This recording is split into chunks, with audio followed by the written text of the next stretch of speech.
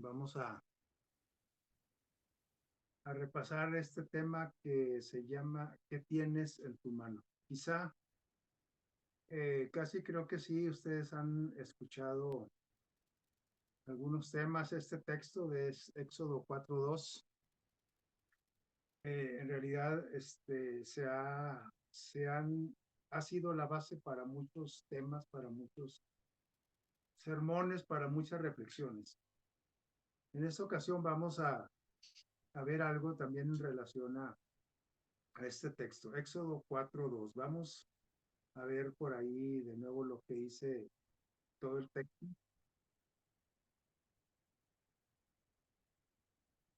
Dice Éxodo 4:2 de la versión Reina Valera. Dice, y Jehová dijo, está hablando de Moisés, ¿sí? Jehová dijo a Moisés, ¿qué es eso que tienes en tu mano? Y él respondió, una vara. Este es el texto que vamos a comentar y a ver qué Dios nos tiene de enseñanza en con ese texto inspirado. Vamos a ver que, pues vamos a hablar, como vimos en la primera diapositiva y en esta, vamos a hablar de algunos personajes bíblicos que tenían en sus manos o en su mano algo que Dios usó milagrosamente, ¿sí? Eh, por ahí vemos las imágenes y ya son personajes conocidos.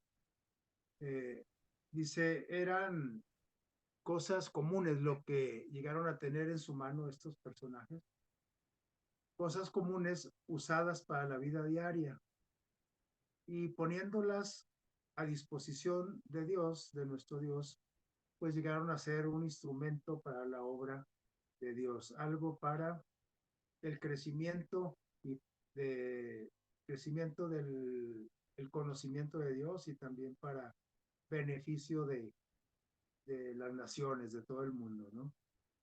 Vamos a ver el primer personaje que viene por ahí. Pero antes quiero decirles que estos personajes de los que vamos a hablar un poco, eh, pues el texto este se aplica a ellos en un momento de crisis, en un momento de desafío espiritual, personal o familiar o nacional, ¿sí? Que incluía pues a toda la nación de Israel. En esta hora, en este tiempo, para nuestra eh, edificación, pues vamos a darle una aplicación a la vida, ¿sí? No sé cuál sea tu desafío. Yo conozco mis desafíos y quizá conozca el desafío de algunos de ustedes, pero lo que sí sabemos y estamos seguros es que todos, porque así lo dice Dios, tenemos algo que podemos usar para generar un milagro, ¿sí? Seguramente Dios ha hecho milagros en tu vida, en mi vida, en el caso mío, pues Dios ha hecho muchos milagros, ¿sí? Eh, pero a lo mejor ahorita necesitamos de un milagro más, de una situación milagrosa para poder salir de una crisis, ¿sí? Y entonces para ello, pues necesitamos generar un milagro. Y pues por la invitación es a poner en marcha nuestra fe, usándola como esa llave que abre todas las puertas, ¿no? De, de la resolución de problemas. ¿Qué usamos diariamente o qué usas tú diariamente o qué sabes hacer que Dios pueda usarlo como algo, como una herramienta milagrosa para solucionar un problema, una crisis, salir de un atolladero, etcétera, ¿sí? No sé, cada quien puede ser una crisis económica, un desafío de salud, desafío académico, laboral, eh, familiar. No sé, todos tenemos diferentes pruebas, desafíos, crisis, conflictos. Y es ahí donde el Señor nos invita a usar algunas herramientas que a lo mejor no nos hemos dado cuenta que las tenemos o sabemos que la tenemos, pero las consideramos como inútiles, simples, muy sencillas, que nada tienen que ver con que nos puedan aportar algo para salir adelante, ¿verdad? Pero vamos a ver precisamente lo que la palabra de Dios nos enseña a través de personajes bíblicos, de seres humanos igual que nosotros, que estuvieron en algo, una crisis, en un desafío parecido al de nosotros y casi me atrevo a decir que más que parecido, mucho más fuerte que lo que nosotros estamos enfrentando. En algunos casos, porque quiero decirles que hay gente en la actualidad que yo conozco algunas personas, familias que están pasando por algún desafío, alguna crisis, un conflicto de verdad, que podemos, de grandes dimensiones, ¿no? Donde necesitamos precisamente de un milagro. Moisés es uno de los personajes, el primero del que quiero comentar con ustedes. Y Moisés, con esa pregunta que decía en el texto, ¿qué tienes en tu mano? Le pregunta Dios a Moisés. Y él contestó que una, una vara. Moisés estaba próximo a emprender una misión que Dios le había asignado. Vamos a ver la siguiente. Una misión, pues, muy difícil, ¿sí? Y diríamos, una tarea espectacular, ¿no? Que requería de mucha habilidad, de mucha inteligencia, de mucha fuerza, de mucha dedicación, de mucha paciencia, de mucho todo de las cualidades buenas, ¿sí? Que pueda tener un ser humano. Después de 40 años de estar Moisés, recuerdan ustedes, él de Egipto, huyó de Egipto. Ahorita vamos a comentar la razón por la que huyó, él siendo prácticamente el próximo faraón, era el próximo candidato a ocupar el trono de Egipto, eh, pero algunas circunstancias lo obligaron a huir de Egipto. Y pasó 40 años fuera de Egipto, conoce por allí a su mujer, a la hija de Jetro, y por ahí vivió con su suegro Jetro 40 años en los desiertos, en el desierto de Madián.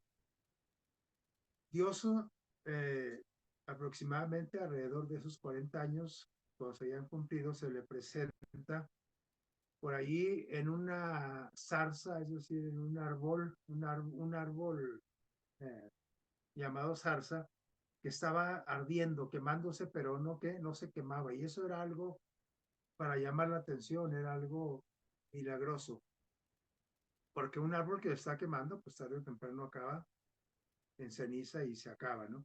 Pero no se quemaba, algo pasaba y era la presencia de Dios manifestándose de esa forma.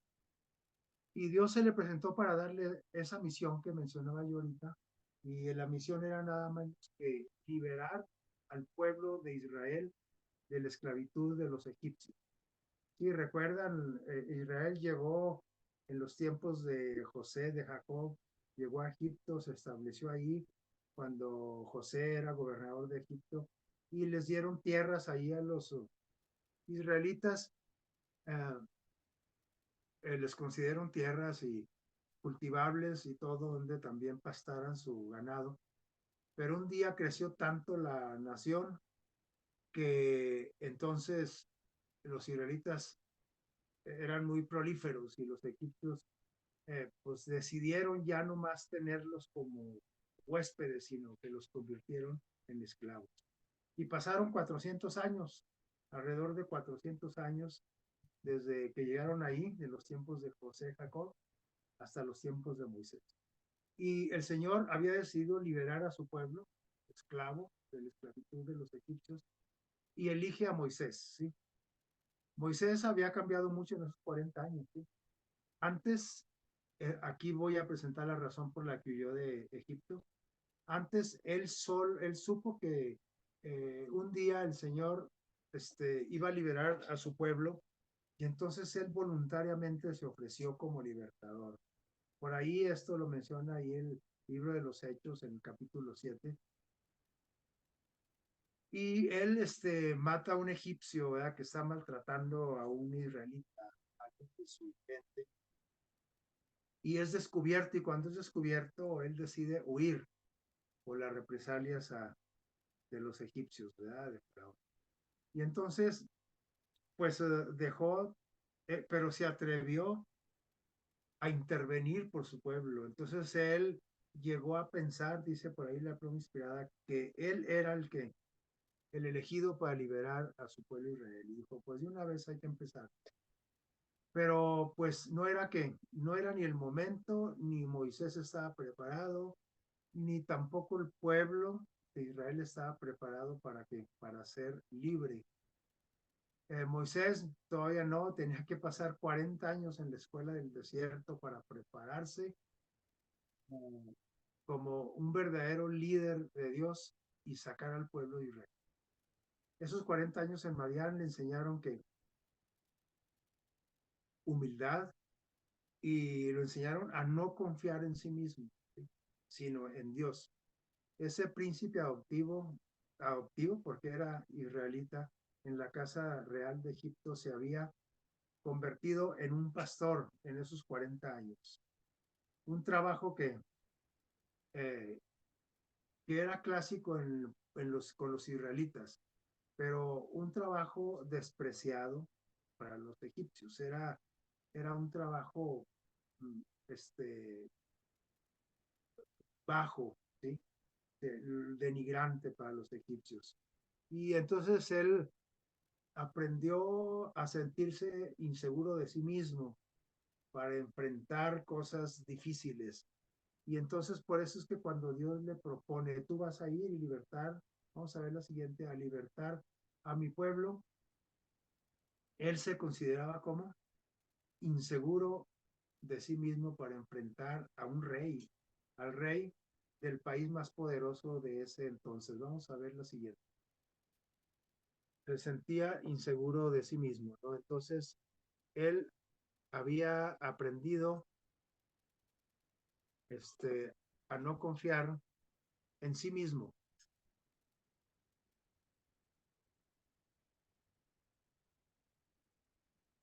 Bien, entonces, después de esos 40 años de estar Moisés con su suegro, bueno, vamos a ver la siguiente, parece que hicimos la misma. Pasaron, pasó más bien Moisés, pues un susto con esa propuesta, porque dijo, ¿cómo yo ir a Egipto a liberar al pueblo, a esos 2 millones de israelitas aproximadamente? Sí, un despreciado pastor del desierto en el oriente, ¿qué influencia podía tener sobre el poderoso rey más poderoso de la tierra, que era el faraón de Egipto? Además, había otra cosa, ¿sí? ¿Qué influencia podría ejercer sobre Faraón? Sí, pero aparte, ¿qué influencia podría tener sobre su propio pueblo? ¿Le iban a creer, lo iban a seguir? Y por eso fue la causa por la que salió huyendo de Egipto, porque él se había sentido rechazado por su pueblo cuando él era poderoso en Egipto. Ahora que era un simple pastor, pues con más ganas desconfiaba, ¿sí? Iban a aceptar su liderazgo siendo un fugitivo que de repente volvió a aparecer. Eh, Uno de los personas que lo descubrió, que había matado a aquel egipcio, fue un israelita, uno del pueblo de Dios, y como lo descubrió, eh, en realidad, había malas intenciones en ese personaje, además iba a divulgar la noticia y lo iban a denunciar a Moisés. Entonces, si su pueblo no lo aceptaba, si el rey era el más poderoso del mundo, dice, pues yo, ¿a qué voy? Yo no estoy apto. Y entonces es cuando Dios, para demostrarle que estaría con él y aumentar su confianza, le preguntó, ¿qué tienes en tu mano? ¿Sí? Dios le preguntó a Moisés, ¿qué es eso que tienes en tu mano? Y entonces Moisés, que durante esos años había sido pastor de ovejas, ¿qué tenía en su mano? Una vara, que era con la cual conducía al ganado, lo defendía, etcétera, ¿sí? Era lo único que tenía. Y Dios le dice, ¿qué tienes en tu mano? Pues una vara. Ah, ok, con esa vara, ¿sí? Yo voy a actuar para hacer que milagro. Un artefacto, una herramienta de la vida diaria, ¿sí? Vamos a ver la siguiente. Y sabemos nosotros la historia, qué pasó con esa vara de la que de la que Moisés está hablando. Si una vara, pues era poca cosa, pero Dios le mostró que con su poder, y usando esa vara haría prodigios y señales maravillosos. Moisés usó esa vara en las plagas que vinieron sobre Egipto, ¿se acuerdan? O tocó con su vara las aguas del río Nilo que se convirtieron en sangre, por ejemplo, ¿sí? ¿Qué más? La usó para abrir el Mar Rojo. Vamos a ver las siguientes ahí imágenes en esta misma diapositiva. Vamos a darle clic ahí. Dice, la usó para abrir el Mar Rojo. ¿Para qué más? Para golpear a la peña de Oreb, para eh, darle de beber al pueblo de Israel que estaba sediento en el desierto. ¿Sí? Cuando el pueblo de Israel luchó contra los amalecitas, ¿recuerdan?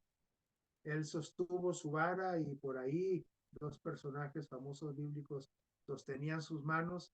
Mientras sus manos estaban arriba, el pueblo de Dios prevalecía sobre el enemigo, sobre los amalecitas, y dominaban al otro ejército. Si se cansaba y bajaba las manos, empezaba a perder el pueblo de Israel, el ejército. Por eso es que le estaban sosteniendo las manos. En sus manos tenía aquella vara con la que Dios había prometido que iba a hacer milagros. Un artículo, una herramienta de la vida diaria. Vamos a ver otra situación donde se aplica este texto de ¿qué tienes en tu mano? Gedeón. ¿Recuerdan a Gedeón? ¿Qué tenía Gedeón en su mano? ¿Qué tenía? Un cántaro, una olla, podríamos decir, ¿sí? Un cántaro, ¿qué más? Una antorcha, ¿sí? Y una trompeta. Eso es lo que tenía él en su mano y dijo Dios, pues eso es lo que vamos a usar para crear un milagro. Gedeón, vamos a ver quién era Gedeón, ¿sí? Para empezar, para ponernos en contexto, los madianitas, a los amalecitas y otros pueblos del oriente le habían hecho bullying a Israel, lo habían maltratado, se robaban sus cosechas, los mataban, de manera que hasta tuvieron que huir a lugares y vivir en cuevas porque le hacían la vida imposible, ¿sí? No sé a cuántos de nosotros nos ha hecho alguien la vida imposible, en la escuela, en el trabajo, no sé, en alguna situación. Y es ahí donde eh, necesitamos de un milagro de Dios para salir de esa situación.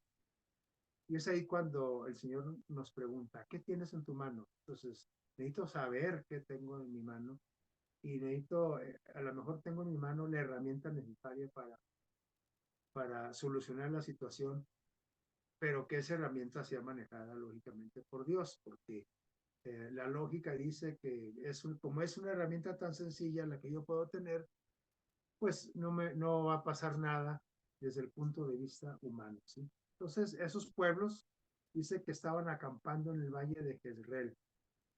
Y en ese tiempo, bueno, había llegado las oraciones del pueblo, las peticiones, el clamor del pueblo llegó a Dios. Dios, y Dios decide liberar a su pueblo de esos pueblos guerreros.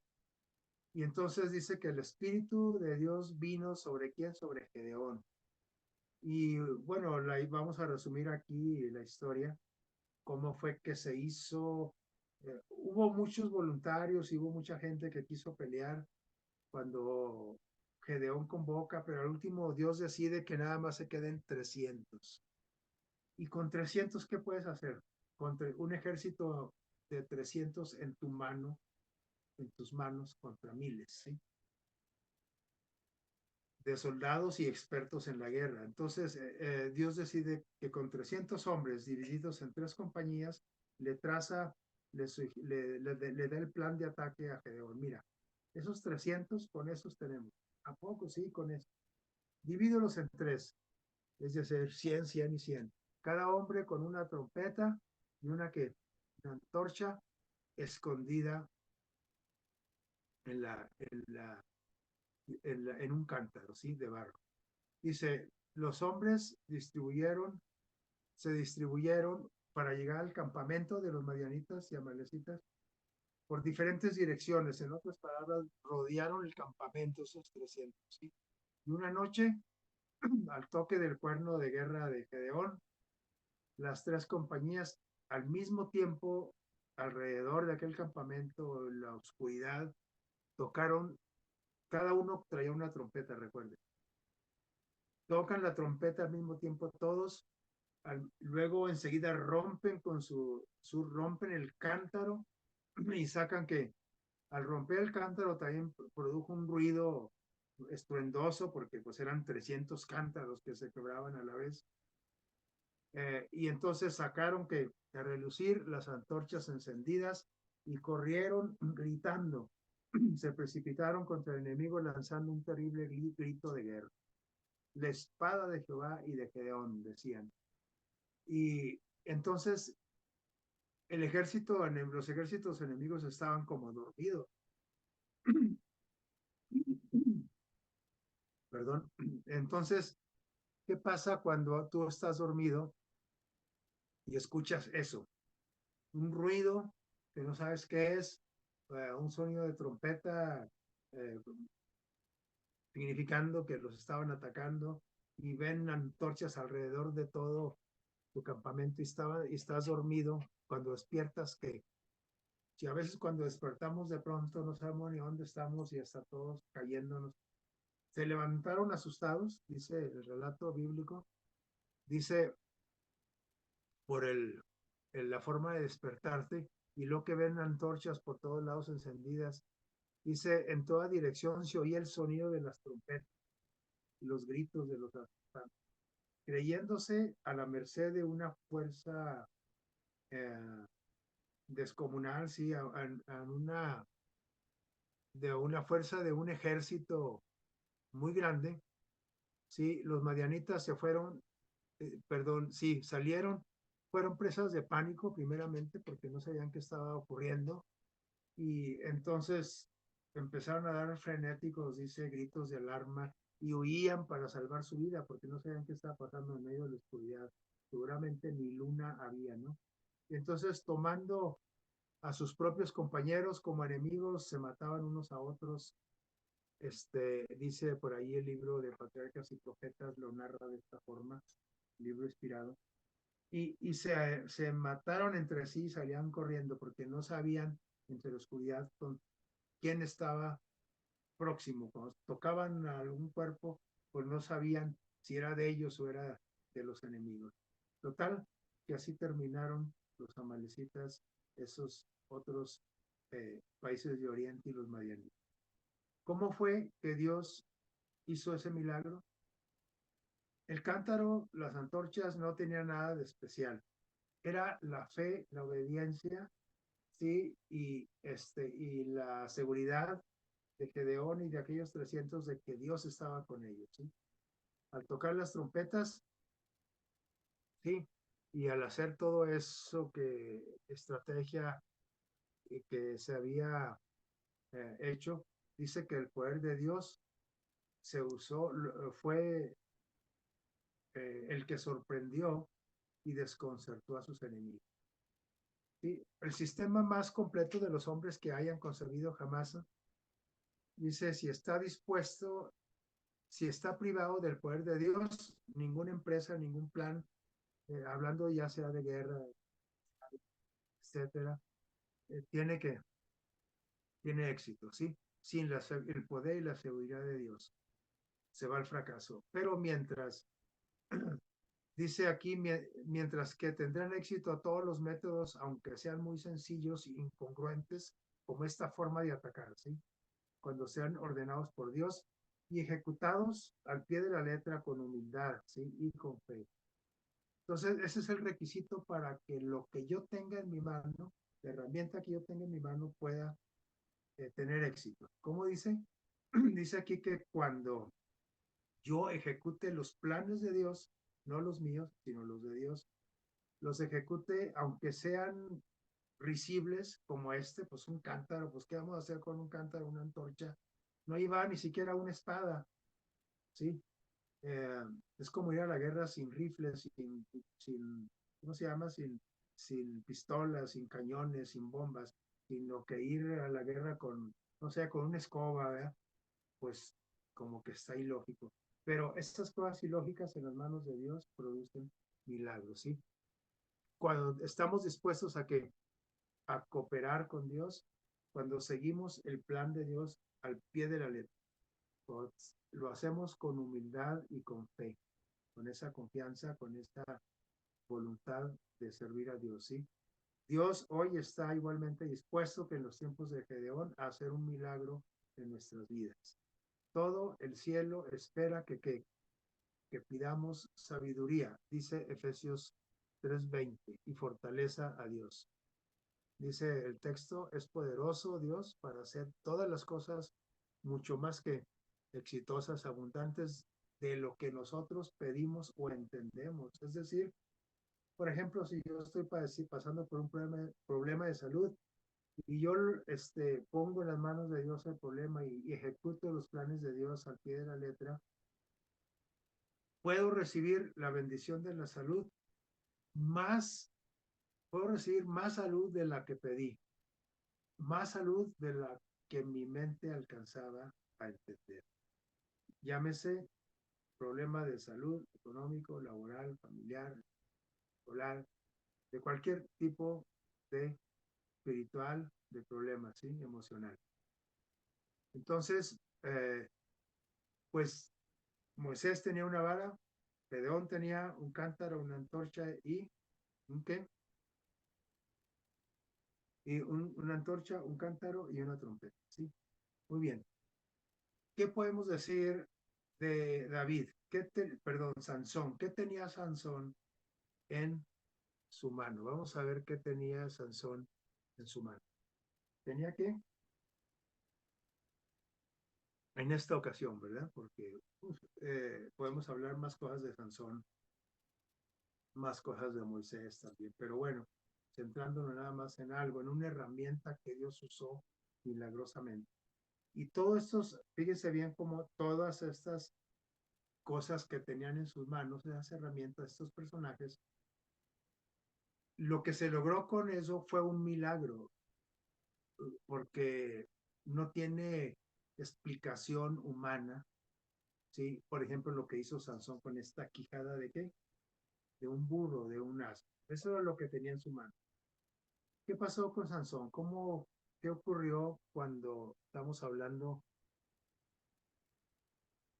de esto? ¿Sí? Dice que Sansón en una ocasión destruyó los campos y los viñedos de los filisteos, otro pueblo que acosaba y asolaba y le hacía bullying al pueblo de Israel. Lo, también quemaba sus cosechas, también los mataba, se robaba a sus mujeres, a sus hijos, etc. Y Sansón, un día, muy enojado, destruye los campos y viñedos de los filisteos, y como venganza por una situación que pasó ahí con su esposa, ¿sí? No nos vamos a detener en la causa, sí, pero hubo un agravio de los filisteos, ¿contra quién?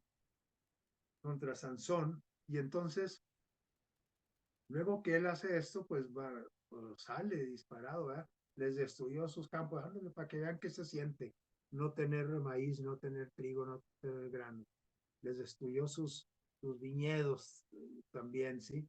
Dice sus cosechas. Entonces, él huye de los filisteos, se pone a salvo después que hace esa travesura con ellos, esa venganza, y se refugia en la cueva de la peña de Etam, así se llamaba, por ahí en la región de la tribu de Judá. Entonces, siendo perseguido implacablemente por los filisteos, ¿sí? Los habitantes de Judá, eso, que vivían alrededor ahí de donde estaba refugiado en esa cueva, se alarmaron, dijeron, pues van a venir por él y nos van a matar a todos. Se dieron cuenta que por ahí andaba Sansón y se dieron cuenta de lo que había hecho. Muy alarmados, ¿qué hicieron? Su propio pueblo, a los que él defendía, ¿qué pasó? ¿Qué hicieron? Acordaron vilmente entregarlo a los filisteos. Y entonces se juntaron por ahí 3,000 hombres de Judá, del mismo pueblo de Sansón, y fueron hasta la cueva, fueron a buscar a Sansón donde estaba. Y dice por ahí la pluma inspirada que aunque eran muchos, pues 3,000, y él nomás era uno, dice, aunque el número era descomunal en proporción, cuando iban a verlo, ¿por qué no fueron 2 o 3 con él, ¿verdad? Hablar, ¿no? Y iban 3,000, dice. Aunque eran muchos, dice, no se atrevían a aproximarse a Sansón, sino que si no hubieran estado primeramente seguros de que que no les iba a hacer ningún daño. Es decir, ellos confiaron en que pues eran como, pues él es nuestro juez, ¿verdad? Es nuestro jefe, ¿a poco nos va a hacer daño a nosotros? Vamos. Y se animaron. Por eso, porque estaban seguros que Sansón no los iba a atacar. Pero cualquier grupo de 3,000 personas más o menos, si no estaban seguros que Sansón no los iba a dañar, no se hubieran atrevido a acercarse. Era tremendo Sansón, ¿sí? Dice, les prometió uh, que lo atara, dice, les permitió, perdón, les dijo, ya cuando platiquen, oye, Sansón, pues es que pues te vamos a entregar porque pues van a venir y se van a desquitar con nosotros. Entonces dice que él les permitió, dice, amárrenme. Sí, puso sus manos, les permitió que lo ataran y se entreguen a los filisteos.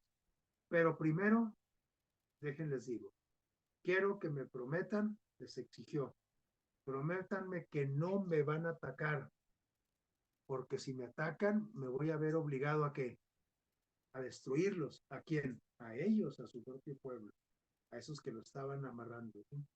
Que le iban a entregar.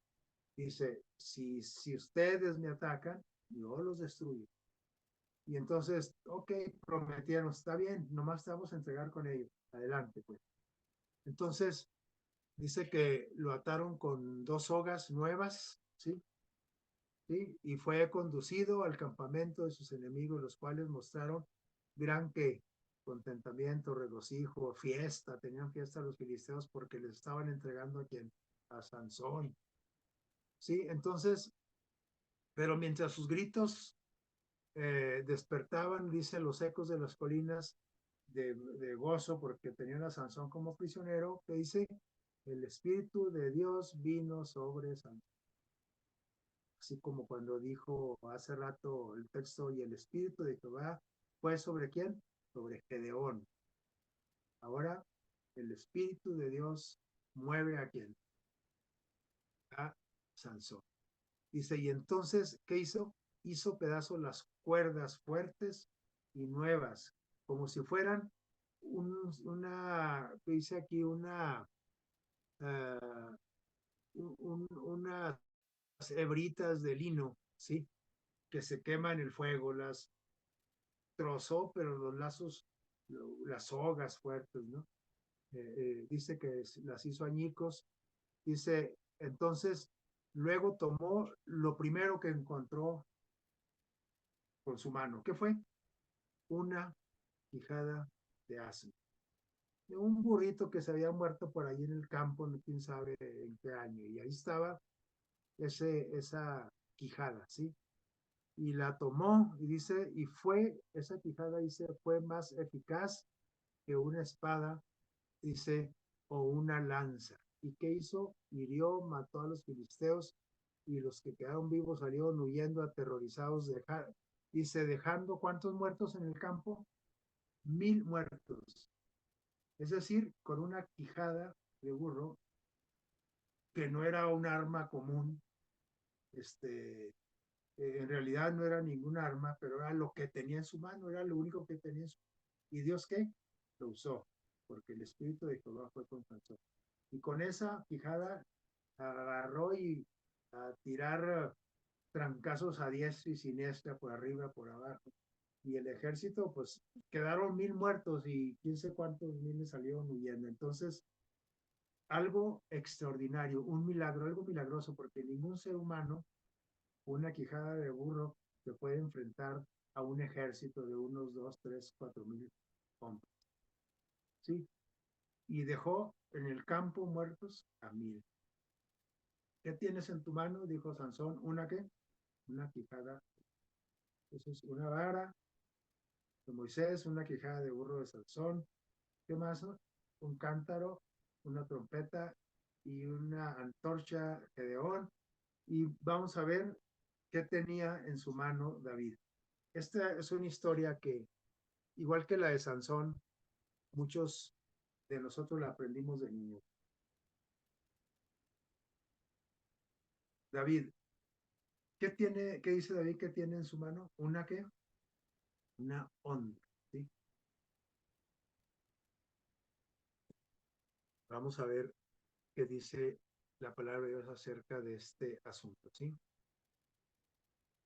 Israel, miren, Gedeón, en el caso de Moisés, pues también iba a enfrentar una guerra, ¿no? De tipo espiritual. En el caso de Gedeón, en el caso de Sansón y en el caso de David, enfrentaba una guerra de tipo que, pues, físico, literal, una guerra, ¿no? Israel declaró la guerra a los filisteos, ¿sí? Dice, y entonces 3 de los hijos de Isaí, hermanos de David, se habían enlistado en el ejército de Saúl, ¿sí? Bajo las órdenes de Saúl. Y David era el más chico de 8 hermanos, pues él se quedó en casa, era pastor de ovejas, igual que Moisés, ¿sí? Y entonces él también usaba que una vara, igual que Moisés, ¿sí? Pero también usaba una onda para espantar a los lobos, a los leones, a los que podían atacar a su rebaño, ¿sí? A sus ovejas. Y David entonces en una ocasión dice, que estaba en su casa, fue despachado a visitar a sus hermanos a los campos de batalla, ¿sí? Lo envió quien, su padre. Ve con tus hermanos a ver cómo están, porque pues no tenemos noticias. Recuerden, no había tele, no había Facebook, no había drones, no había Instagram, no había radio, nada. No había forma de comunicarse. Seguramente el papá de estos 3 jóvenes estaba angustiado y le dice a David, ve y llévales de pasada este alimento, ¿no? Y David llega ahí a saludar, a dar el mensaje a sus hermanos, ¿sí? Y averiguar cómo estaban los salvos. Dice ahí, aquí el párrafo en medio, sin que lo supiera Isaí, el papá de David, ¿sí? Esto dice el libro Patriarcas y Profetas inspirado por nuestro Dios, dice que en realidad David fue enviado a los campos de batalla por nuestro Dios. Dice ahí que sin querer Isaí lo estaba enviando, ¿sí? Pero sin saber que Dios lo iba a usar, ¿sí? Dice, se le confió al joven pastor una misión más elevada, dice, sin que lo supiera Isaí. Isaí le encargó una misión, ve con tus hermanos y tráeme noticias, sí, pero en realidad ni siquiera se daba cuenta que estaba enviándola a una misión más elevada de parte de Dios. Los ejércitos de Israel estaban en peligro y un ángel, dice aquí, le había indicado a David que fuera a salvar a su pueblo. ¿Sabíamos este dato? Sí. Por alguna razón Dios se quiso comunicar con David y dice, sí, vas a ir a visitar a tus hermanos, pero ¿sabes qué? Tengo algo más especial para ti. Y esa a ir a los escuadrones de los ejércitos de Israel, va a ser de gran impacto en tu vida. ¿Sí? Entonces David llegó al campamento, saludó a quién, a sus hermanos y oyó sin querer a quién, a Goliat, coincidió que lo escuchó, dice al gigante que estaba insultando al Dios de Israel, al Dios verdadero, al único Dios. Y además estaba pidiendo un voluntario para qué, para pelear con él. Insultaba a Dios, insultaba a Israel y dice, a ver, que venga alguien conmigo, estaba retando, ¿sí? Estaba, dice ahí que solicitando un voluntario para pelear con él. Y entonces David dice que entró, fue movido también por el Espíritu Santo y se llenó de qué? De celo, de coraje por lo que estaba haciendo aquel gigante, humillando a su pueblo, al ejército, a sus hermanos y a su Dios sobre todo, ¿sí? A su familia. Y dice que él se ofreció a pelear. Y bueno, sabemos la historia. Al final, sin para no entrar en tanto detalle, él fue contra el filisteo, contra aquel gigante. Además era un gigante. David tenía como unos 17 años, era un chavillo, ¿no? Pastorcillo, ¿no? Entonces, este, ¿qué llevaba en su mano? Una vara. ¿Qué más? Llevaba la vara del pastor. ¿Qué más? Llevaba una bolsa de pastor y un zurrón, le llaman también. Una bolsa donde llevaba pues lo necesario para uh, usar de emergencia cuando estaba en los campos con sus ovejas, pero también había escogido que 5 piedras, ¿sí? Llevaba su onda también ahí en su moral y 5 piedras. Entonces dice ahí que eh, en una simple onda, dice ahí, dice, y entonces escogiendo esas 5 piedras lisas del arroyo que estaba ahí, a sus, a unos pasos, dice, los echó a su bolsa y entonces con su onda puso una piedra en su onda, la escogió, ¿sí? Y se aproximó a quién, al filisteo, a ese gigante, que se supone que medía cerca de los 3 metros, ¿sí? Vamos a ver la siguiente. Y un chavo de 17 años, pues por muy alto que estuviera, ¿cuánto mediría? Vamos a suponer que medía 1,80, ¿no? Y por ya ser alto, ¿no? 1,75, 1,80. Entonces, eh, Goliat, más o menos, cerca de los 3 metros medía, ¿sí? El gigante avanzó audazmente cuando ve a David y dialogan ahí. Dice, se acercó a David y ¿qué vio? Dice, vio solo un pastorcillo muy chavo, muy joven. No vio un hombre de guerra, ¿sí? Y asombrado y además enojado, ¿qué dijo? Soy un perro para que vengan contra mí con un palo, con palos, porque pues sí, traía su bastón, ¿no? Si no soy perro, soy un soldado, ¿sí? Soy el representante de los filisteos, ¿sí?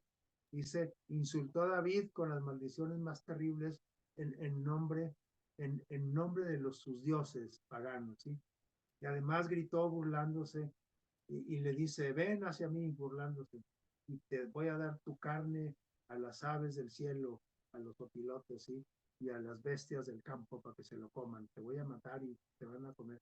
Te voy a dejar tirado ahí para que te coman los animales. ¿Burlándose de quién? De David. ¿Qué dice que hizo David? Dice que no se acobardó. Qué raro, ¿eh? Pero ¿qué tenía en su mano? Una onda. Tenía una onda. ¿Qué tenía Goliat? Una lanza, una espada, un escudo, un casco, una armadura. David no tenía armadura, la rechazó, se le propuso usar una armadura. Dijo, no, yo nunca he practicado con esto. Y dijo, no, no, no, así. ¿Qué tenía? Solamente una onda. Y entonces David no se acobardó frente al campeón de los filisteos. Avanzando, sin retroceder, va al frente y le dice, tú vienes contra mí con qué? Con espada, con lanza y jabalina. Pero yo voy contra ti en el nombre de Jehová de los ejércitos. Por eso, eso es lo que le hizo perder que el temor, el miedo, ¿sí? Por eso dice que no se acobardó y avanzó, ¿sí? No sé qué hubiera hecho yo a usted, ¿verdad? En esta situación, pero, o qué hicieron los demás, nadie se atrevía, él ya tenía muchos días retando a alguien que viniera a pelear, y ni los hermanos de David más grandes, ni el rey Saúl, que es el más alto de todos los israelitas, ni los generales más bravos de sus ejércitos de Israel habían respondido a, a Goliat. Y David avanza. Sí, tú vienes a mí con todo esto y dice, pero yo vengo a ti en el nombre de Jehová de los ejércitos, el Dios de los escuadrones de Israel, a quien tú has que ofendido, has provocado. ¿Sí? Jehová es al contrario lo que tú dices, que dices que me vas a matar y que me van a comer las aves del campo, no, al contrario. Dice, Dios te va a entregar hoy en mis manos, yo te venceré y te qué, y te voy a cortar la cabeza. Y hoy mismo entregaré tu cuerpo y los cuerpos de los filisteos de tu ejército a las aves del cielo y a las bestias de la tierra, es decir, a los animales que comen carroña, ¿sí? Y sabrá toda la tierra que hay Dios en que en Israel todo el mundo se va a dar cuenta, aunque no había face, todo el mundo se va a dar cuenta. Dice, y toda esta congregación, es decir, todos estos ejércitos que están aquí, sabrán que Jehová, y que dice, no salva con espadas ni con lanzas, porque de Jehová es la batalla, y él te va a entregar en nuestras manos. ¿Qué les parece las palabras de David? De un pastor de ovejas, no era un soldado. ¿Qué pasó? Sabemos la historia, vamos a ver la siguiente, y sabemos en qué terminó esto. ¿Sí? Vamos a ver la siguiente diapositiva.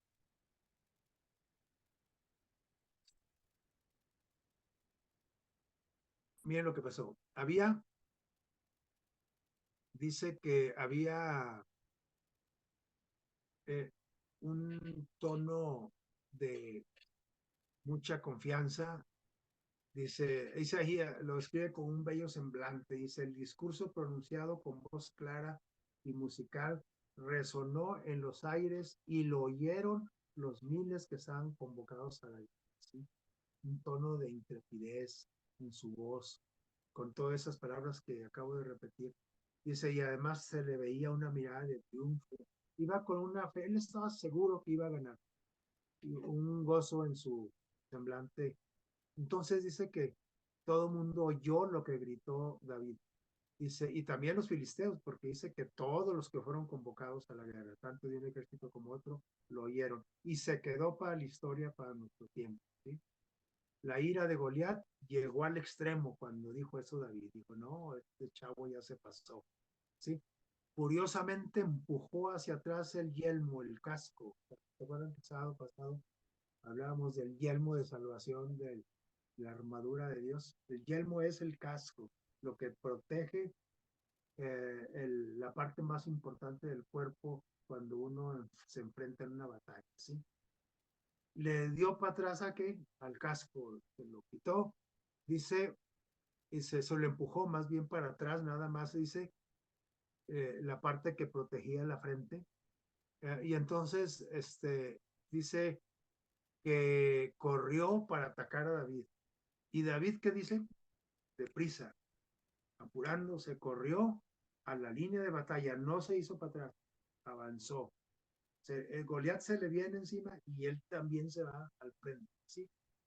Dice, y corrió para atacar Goliat, pero David también avanzó. dice, metió su mano en la bolsa y sacó esa piedra que había escogido y la tiró, dice, con la onda, empezó a zumbar la onda. Esas ondas no son como las resorteras de hoy, ¿sí? ¿Sí? Este, son como dos correas con eh, un depósito de piel donde va la piedra y a darle vuelta, ¿no? Y entonces, ganchado en el dedo meñique, se gancha esa por un extremo y a la hora que suelta la piedra, nada más abre la mano, la onda se queda ahí y la piedra sale a grande velocidad. Era un experto en el manejo de la onda. Él había matado animales grandes con su onda y feroces que atacaban a su rebaño. ¿Sí? Entonces dice que, ¿qué pasó con la piedra?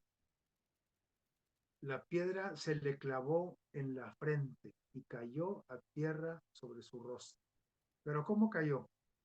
Dice, el asombro hundió entre los dos ejércitos. Dijeron, ¿cómo? Goliat va de caída. Dice cuánto se tardaría en caer porque estaba grandote. ¿Verdad? Porque dicen que los grandotes se tardan más en caer que los chaparritos, ¿verdad? En una pelea. Dice, habían estado seguros de que David moriría. Todo el mundo estaba esperando ver a David muerto, tanto los filisteos como hasta sus propios hermanos y su ejército de Israel. Y se estaban seguros que David iba a morir. Pero cuando la piedra cruzó el aire zumbando y le dio en el blanco, dice, vieron al poderoso guerrero, a Goliat, temblar. Dice, aquí lo describe la palabra inspirada, que el cuerpo tembló y extendió sus manos con el cuerpo suelto y se herido de qué? De una ceguera repentina, es decir, perdió inmediatamente que conocimiento y el gigante se tambaleó, dice, como un árbol que talado, cuando le meten la motosierra o con un hacha, como lo hacen en los bosques, como un árbol talado cayó al suelo. ¿Cómo cae un árbol cuando lo cortan de abajo? Un trancazote que se oye, así cayó sobre su rostro Goliat, ¿sí? Pero ¿qué pasa con David cuando cae Goliat? Eh, ¿Empezó a festejar ya la victoria? No. Dice, David no se tardó un solo instante. Cuando cae Goliat, se lanza sobre el filisteo derrumbado, agarra con sus dos manos, porque era una espadota grandísima, sí, con sus dos manos agarró la pesada espada de Goliat. Dice, el pánico se apoderó de los filisteos y la confusión provocó una retirada precipitada. ¿Sí? Levantó la espada y la descargó sobre su cuello, le cortó la cabeza como la había prometido. Esto nos enseña que al enemigo no hay que dejarlo recuperar, ¿sí? El enemigo noqueado hay que rematarlo, porque si se levanta, ya. Y eso tenemos que hacer con el enemigo de Dios. Cuando Satanás está noqueado, hay que rematarlo, ¿sí? Nunca darle tregua de que se reponga y que emprenda una arremetida, ¿no? Hablando de las cuestiones espirituales, ¿verdad? Espiritualmente. Entonces, ya, ahora sin cabeza, ¿qué pasó? Y se salió despavorido el ejército de los filisteos, ¿sí? Dice, el pánico se apoderó de ellos y una retirada precipitada, y entonces gritó todo el pueblo de Israel, gritaron, dice, los hebreos victoriosos, y el grito repercutía por las cumbres de las montañas, mientras corrían presurosos detrás de los enemigos que iban huyendo. Se envalentonó el ejército que estaba acobardado antes de esta situación y van a alcanzarlos. Y si, dice aquí, y los siguieron a los filisteos hasta el valle y hasta las puertas de Hebrón. Muchos filisteos cayeron heridos cuando los iban alcanzando por el camino que dice Saharaim y hasta Gat y Ecrón.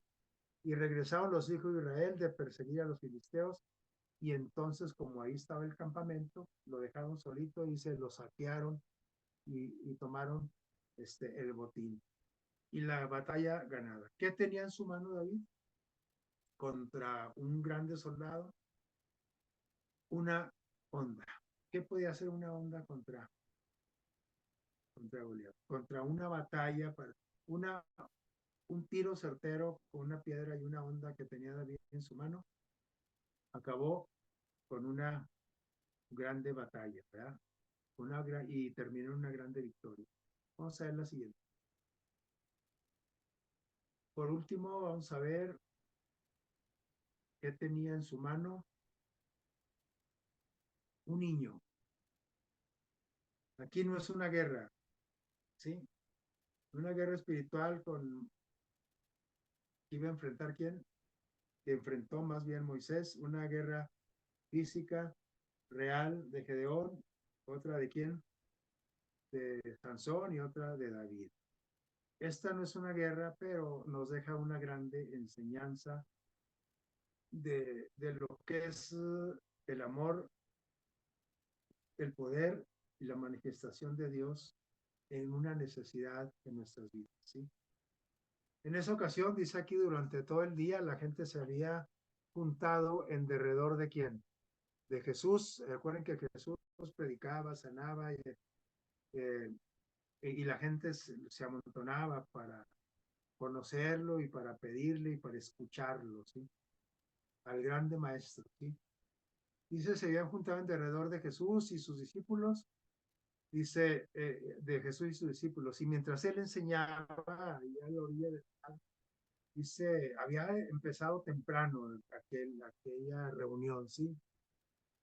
Habían escuchado, la multitud había escuchado sus palabras de gracia, que para sus almas eran como un medicamento, un bálsamo, ¿sí? Un aceite curativo de Galat, dice. Dice, el poder curativo de su divina mano había dado salud a los enfermos y vida a los moribundos. La gente lo sabía y ahí estaban, por eso estaban ahí. Aquel día les había aparecido, ya tenían muchas horas, todo el día escuchándolo y no se cansaban, como nosotros nos cansamos con un sermón de 45 minutos o una hora. Ahí no se cansaban y no se cansaban, estaban desde temprano, dice, les había aparecido como el cielo y la tierra y no se daban cuenta del tiempo transcurrido. Desde que comieran, dice, se hundía el sol en el poniente y habían almorzado. Ahora se está hundiendo el sol en el poniente, es decir, se está acabando el día y sin embargo el pueblo no se iba. Querían seguir ¿qué? Escuchando. Nomás sabían que almorzado. Y entonces, ¿qué pasa? Vamos a ver lo siguiente. Esa era la situación de, de aquella reunión, ¿sí? Con el Señor. Dice, los discípulos le pidieron a Cristo que por consideración despidiera a las multitudes. Ya, por favor, Jesús, despídelos, porque pues es más que también los apóstoles tenían hambre, ¿verdad? Pero no, dice que en realidad estaban preocupados por la gente, ¿no? Y entonces le dijeron a Jesús, oye, pues ya son muchas horas sin comer, ya están cansados, pero pues ellos no hacían por irse, pues Jesús les seguía, ¿verdad? Entonces, dice, por consideración, despídelos. Mucha gente ha venido de muy lejos, muchos son de por aquí cerca, pero muchos vienen de lejos. Dice, y además unos, muchos yo creo que ni almorzaron, ¿no? Pero pues mínimo almorzaron, pero pues ya se acabó el día, se está acabando, era más o menos como ahorita, que ya se está oscureciendo, ¿sí? Dice, podían obtener alimentos en las aldeas y ciudades cercanas, pero Jesús les dijo, ustedes denles de comer. Vienen a darle eso, a decirle eso a Jesús, y Jesús en lugar de decirle, pues vayan a comprar algo para aquí, no, le dicen, denles de comer.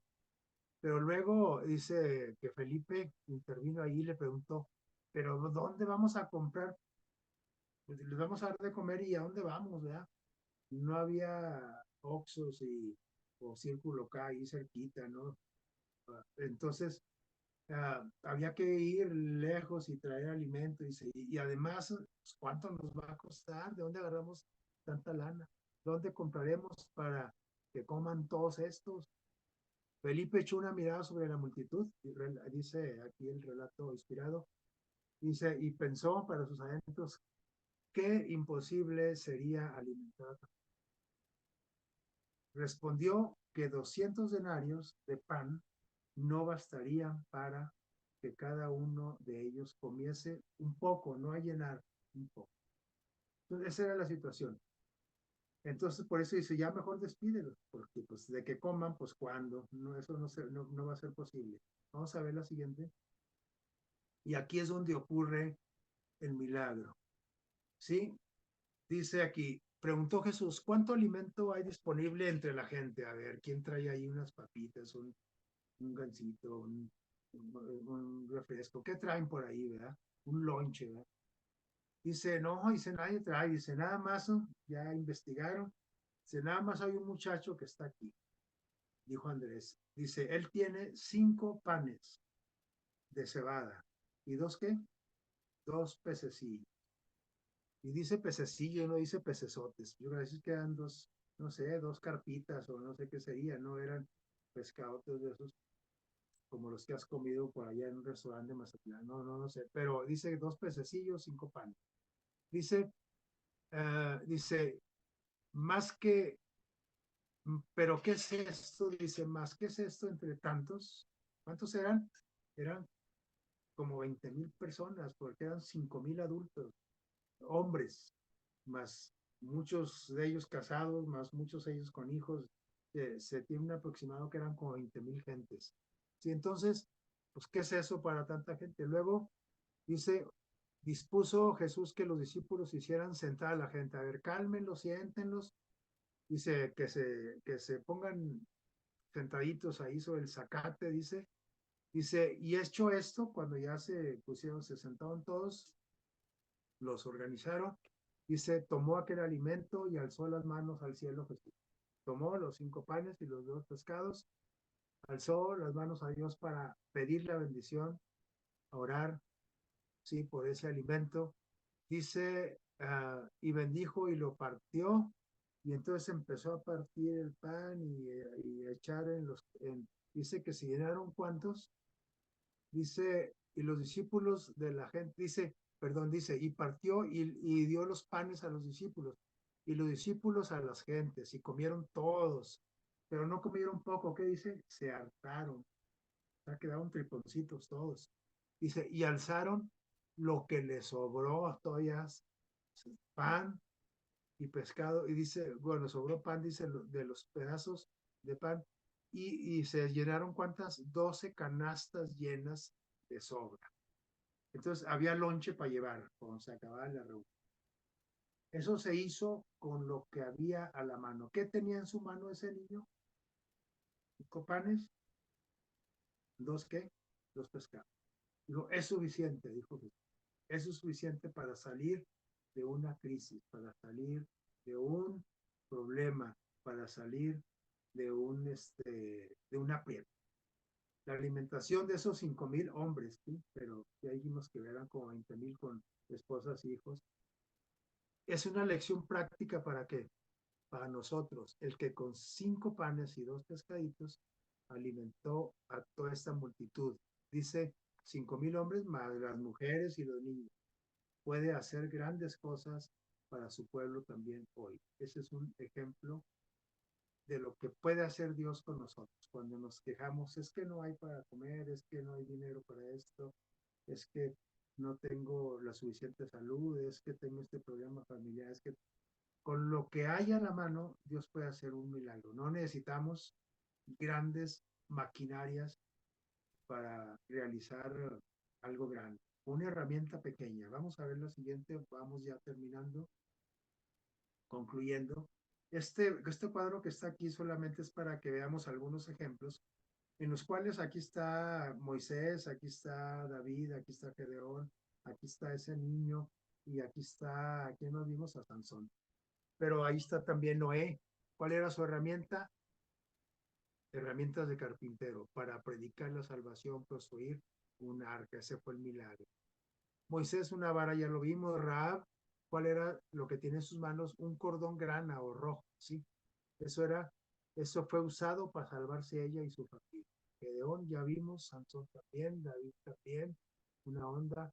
Jonatán tenía un arco y sus flechas. ¿Y qué se consiguió con eso? Ayudar a su mejor amigo, a David. Ezequías tenía las cartas de su enemigo y Dios las usó, dice, para defender a él y a su pueblo. ¿Qué tenía Zorobabel? Una plomada de esas de albañil para edificar la iglesia.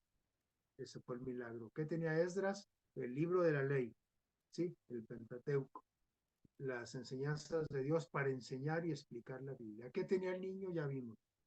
¿Qué tenía Pedro? Un anzuelo. ¿Para qué? Para proveer lo necesario, ¿se acuerdan? Para sacar dinero por ahí, ¿sí? ¿Qué más? Jesús, ¿qué tenía en su mano? Barro. ¿Para qué? Para sanar a aquel ciego, ¿se acuerdan? Bueno, ese es uno de tantos. En en otras ocasiones usó otras herramientas, ¿sí? ¿Qué tenía María? Su perfume. ¿Para qué fue? ¿Cuál fue el poder que consiguió con ese perfume? Movido por Dios, honrar a Jesús y agradecerle por. Y Dorcas, ¿qué tenía en sus manos? Pues aguja e hilo. Y con el poder de Dios que consiguió reflejar el amor a través de buenas acciones. Así que cuando pienses que todos los retos que debes de emprender, ya sea en tu escuela, en tu familia, en tu iglesia, en cualquier lugar, situación, recordemos que la vida de estos personajes, recordemos la vida de estos personajes y si Dios hizo esos milagros con las cosas simples que tenían en su mano, pues nosotros, pues puede hacer también grandes cosas. Piensa que Dios utilizará lo que tengas y sepas hacer. Pues a veces la herramienta puede ser, no sé, tu carácter, tu simpatía, tu, tu trabajo, tu profesión, lo que Dios puede usar, ¿sí? Eh, eh, para los propósitos en ti, para beneficiar la vida de los demás. Finalmente, vamos a pasar. Finalmente, dice, si estás pasando por un momento difícil, que seguramente, quizás sí, dicen que a veces caras vemos, problemas no sabemos, ¿no? A veces uno cree, ve personas y ni siquiera se imagina los grandes conflictos que está enfrentando. Pero por si acaso nosotros estamos en esa situación, dice, o vamos a estar en algún día, un momento muy difícil en el cual no vemos la salida, quizá lo que no estamos viendo es lo que tenemos en nuestra. Ahí está el montón de herramientas. Una de esas, a lo mejor yo la tengo a mi alcance y no me he dado cuenta o no la he usado. Mira las herramientas que tienes delante de ti. En eso que te destacas, esa habilidad que Dios te dio, eso usará Dios para llevarte más allá. Vamos a hacer una lista de las cosas en las que somos fuertes, también en las que somos débiles para saber nuestras debilidades y fortalezas, pero vamos a centrarnos en nuestras fortalezas que tenemos, ¿sí? Algunos tienen muchas fortalezas, pero mínimo una fortaleza Dios sí te dio, ¿sí? Y vamos a presentarle a Dios esa herramienta. Y seguro encontrarás ahí la vara que usarás para salir adelante. A lo mejor vamos a descubrir una fortaleza en nosotros, una habilidad a la que no le hayamos prestado atención y que puede ser la vara que Dios use en nuestro. El texto decía, vamos a ver cómo decía el texto, ¿qué tienes en tu mano? Puede ser una habilidad, puede ser una herramienta, puede ser el, ¿cómo se llama? Las herramientas quirúrgicas en un médico, puede ser el estetoscopio en una enfermera, puede ser la simpatía de una edecán en la iglesia, puede ser la habilidad en la oratoria para enseñar, predicar, puede ser el conocimiento de la palabra de Dios para poderlo compartir, puede ser que tú tienes un pan de más en tu mano, ahí en tu casa y puede ser de bendición para otros. Puede ser que tú seas muy habilidoso en algún deporte y Dios quiere usar ese deporte y esa habilidad que tienes para que otros sean beneficiados. Puede ser una herramienta real como como puede ser una máquina de soldar, puede ser con la que tú puedes alivianar a muchas personas, puede ser, no sé, puedes tener la habilidad de enseñar y puedes tú influir en tus alumnos para que tengan vidas este, eh, productivas, esos niños, etcétera. No sé, pueden ser muchas cosas. Vamos a ver la siguiente. Dice aquí, ¿qué usas tú diariamente o qué sabes hacer? ¿Qué estudiaste? ¿Qué oficio tienes? ¿Qué rasgo de carácter tienes que puede influir en los demás? ¿Tocas un instrumento musical? Ese puede ser usado por Dios, ¿sí? Pídele a Dios que lo uses de forma milagrosa. Tienes una voz bonita, una voz agradable, tienes una sonrisa, tienes, no sé, Dios, lo que estamos sí seguros, no sabemos el conflicto que estamos enfrentando, pero sí estamos seguros que tenemos algo en nuestra mano que Dios puede utilizar para nuestro bien y para el bien de los demás. Que Dios te bendiga, que tengan un feliz sábado y que el próxima vez que nos reunamos podamos tener una experiencia que contar de lo que Dios ha hecho con lo que tenemos a nuestra mano. Que Dios los bendiga.